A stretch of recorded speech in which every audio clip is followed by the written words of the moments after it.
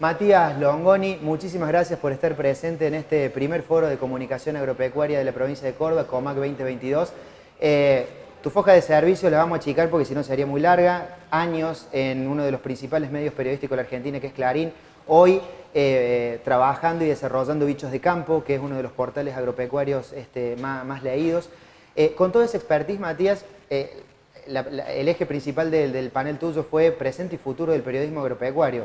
Bueno, no nos alcanzaría, creo, la vida para hablar de eso, pero te pido que resumas un poquito presente y futuro del periodismo agropecuario.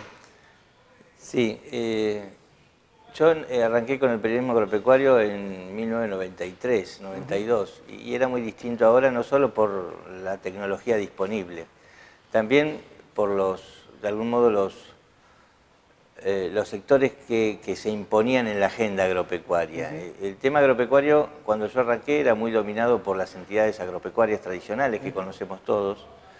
Luego en los 90, con el cambio y la apertura económica y la aparición de nuevos jugadores, aparecieron tecnologías agropecuarias, los transgénicos, los insumos, los agroquímicos.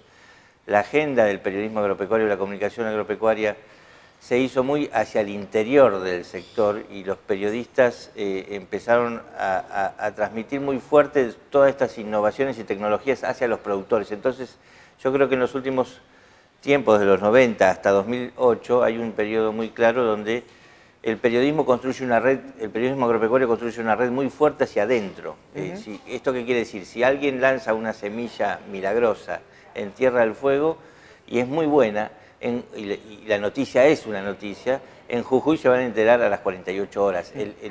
Si alguien ataca a un productor en el Chaco o quema un silo bolsa en Benito Juárez, todo el sector productivo se va a enterar rápido, porque hay una muy buena red de comunicación y de periodistas agropecuarios destinados a eso, a nutrir de información al sector. Ahora bien, creo que el 2008, como fue el conflicto, ¿no?, por las retenciones móviles y todo, como fue un quiebre en el nivel, bueno, el origen de la famosa grieta que todavía nos domina en la lógica política de la Argentina, para el periodismo agropecuario también representa nuevos desafíos. ¿Por qué? Porque el sector y los propios periodistas nos sentimos, digamos, no escuchados o no logramos establecer vínculos o nuestros mensajes tropiezan contra una pared rígida del resto de la sociedad argentina. Entonces, el periodismo, o por lo menos mis objetivos periodísticos de hace 20 y pico de años, cuando empecé, a los de ahora, han cambiado mucho, porque me parece que ahora el desafío de la época es tratar de comunicar hacia afuera y establecer nuevos equilibrios, nuevos pactos, La Argentina es inconcebible sin su sector productivo, digo, es básicamente agro, pero no hay, evidentemente hay un quiebre entre el sector rural, el sector productivo y el sector consumidor citadino. Bueno, este me parece que es el desafío de la época de los periodistas, y de eso estuvimos hablando en este CIPAC.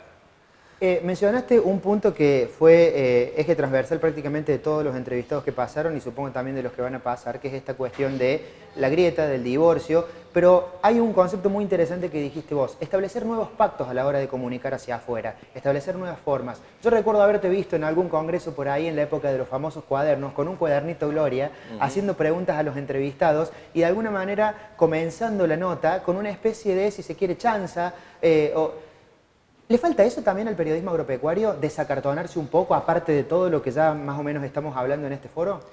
Le falta desacartonarse mucho y ensayar nuevas formas de comunicación, ensayar nuevas tecnologías, eso sin duda.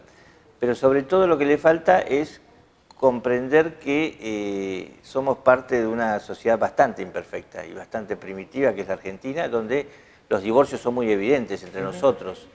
Y donde la posibilidad de entendimiento radica o nace de que cada uno se haga cargo que tiene algo por corregir y mejorar. En el sector agropecuario hay muchas cosas por mejorar. La historia, el chiste de los cuadernitos, en la época de las coimas de los cuadernos, era si los entrevistados del sector agropecuario tenían algo para confesar, y si aparecían en los cuadernos Gloria. Y la verdad que todos tenemos algo para confesar, incluso los propios periodistas, que a veces digamos, nos dejamos tentar por la información fácil, por tomar partido muy rápidamente, por no ser autocríticos, por creer la verdad de los productores sin chequear con otras fuentes. Digo, también en nuestro ejercicio tenemos cosas que mejorar, Y esa me parece que es la base de un posible entendimiento. La Argentina, a mi juicio, se va a construir la Argentina que viene, la Argentina del futuro, cuando logremos superar estas taras que nos dividen entre ciudad y campo, digo, taras que son muy funcionales a la política, que no resuelve las cosas, que no evoluciona, sino que nos hace involucionar. Cuando finalmente nos desprendamos de esa política y logramos superar esas taras, me parece que la Argentina del futuro tiene que percibirse como esa unión de intereses entre grandes, digamos, la Argentina es un país básicamente urbano, 90 y pico % de la población está concentrada en ciudades, pero esas ciudades viven y están estrechamente ligadas con lo que produzca el sector agropecuario. No puede haber divorcio, es imposible. Y me parece que ahí hay que hacer un esfuerzo enorme desde los periodismos agropecuarios para contar los pros y los contras del sector agropecuario, de modo de establecer un diálogo mucho más genuino. El diálogo que existe ahora, o sea, lo que decía al principio, la comunicación al interior es perfecta, hacia el exterior fracasa rotundamente, y esto tiene mucho que ver con esto, que hay que ensayar nuevas formas de comunicación, pero también nuevos mensajes. Tomo eso, en eso de ensayar nuevas formas de comunicación y nuevos mensajes, voy a hacer una pregunta que si tuviera el resto de los colegas capaz que me boxean, te la voy a hacer a vos, pero generalizando, no individualizando en vos, evidentemente. ¿Somos vagos los periodistas agropecuarios? Lo digo en este sentido. Las empresas, las grandes empresas y corporaciones del agro tienen muy buenos equipos de comunicación y te dan información muy empaquetada, fotografía editada, la gacetilla prácticamente lista con su título. ¿Hacemos mucho copia y pegue? Sí, bueno, esto está estudiado. Hace unos años recuerdo un estudio del CONICET, de un investigador del CONICET, que decía que el 75% de los contenidos de los diarios líderes era corte y pegue, no corte y pegue lineal, pero sí productos elaborados por otros, por corporaciones que podían ser políticas, académicas, empresarias, económicas. En general, bueno, ahí está el encanto del nuevo periodismo que hay que ejercer, que es desarmar el paquetito que te llega de cualquiera de estas corporaciones y volver a rehacerlo con tus propias creatividades, con tus propios estímulos, con tu propio conocimiento, chequeando esa información, no dándola por válida. Digo, este es el gran trabajo. ¿Por qué? Porque la comunicación ha mutado mucho y las corporaciones emiten permanentemente mensajes. Los propios ciudadanos, que son una corporación más, emiten su mensaje a través de las redes sociales y son muy condicionantes. Nosotros no podemos cortar y pegar. Justamente ahí está la revalorización del rol del periodismo que deberíamos lograr.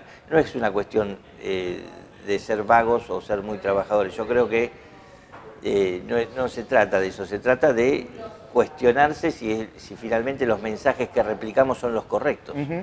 Muchas veces descubrimos que no, que fuimos parte de una trampa o que fuimos parte de una operación, o que bueno, hay que hacer el trabajo y el intento previamente, no posteriormente a revisar las cosas.